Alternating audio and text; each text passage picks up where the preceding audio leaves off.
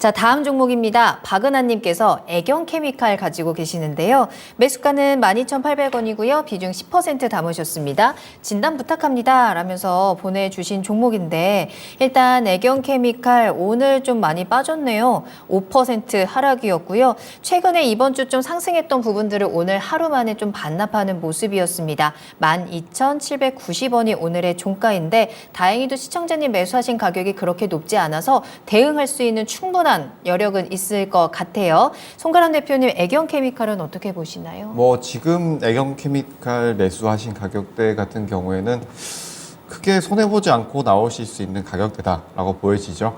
지금 가격대가 지지되고 있는 가격대이기 때문에 어느 정도 크게 부담 없이 가지고 가보실 만한 가격대다라고 보여집니다.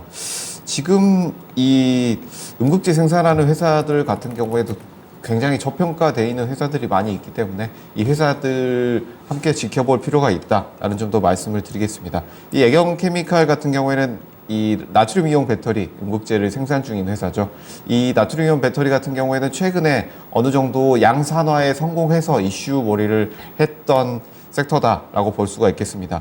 기존에 이 LFP 배터리 부분이 각광을 받았었지만 이 SIBS 나트륨 이온 배터리가 어느 정도 다시 추가로 각광을 받고 있는 이유가 지금 배터리 시장에서 가장 핫했던 배터리 시장은 리튬 이온 배터리지만 여기에서 이 LFP를 제치고 중저가 2차 전지 시장에서 굉장히 높은 경쟁력을 확보하고 있는 것이 바로 이 나트륨 이온 배터리입니다. 이 나트륨 이온 배터리 같은 경우에는 생산 비용이 어느 양산에 접어들면서 20%에서 24%까지도 생산 비용이 절감될 것이다 라는 전망이 나오고 있기 때문에 앞으로의 이런 성장 가능성이 굉장히 높은 섹터다라고 볼 수가 있겠고요.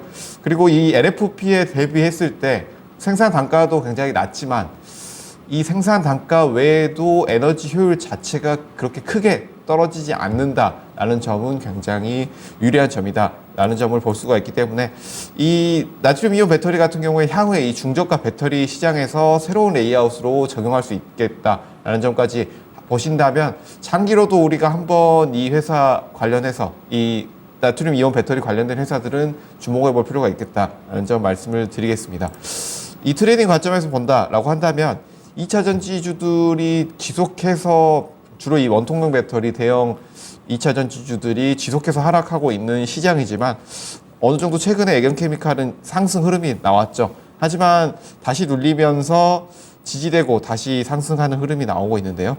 지금 흐름 같은 경우에는 장기적으로 하락 흐름이 나왔지만 반등 흐름이 나온 이후에 다시 재상승 흐름이 나올 것으로 보이는데요.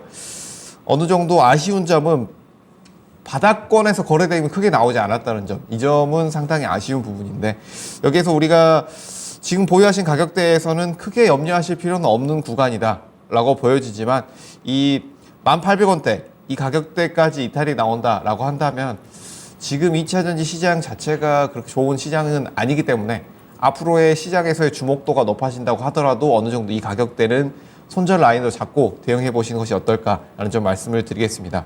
1차 목표가는 14,500원, 2차 목표가 17,000원 제시해 드리도록 하겠습니다. 네, 애경케미칼 1,800원 손절 라인 기억하시면 좋을 것 같고요. 14,500원, 17,000원 목표가 잡아드렸습니다. 계속해서 상담 이어가 볼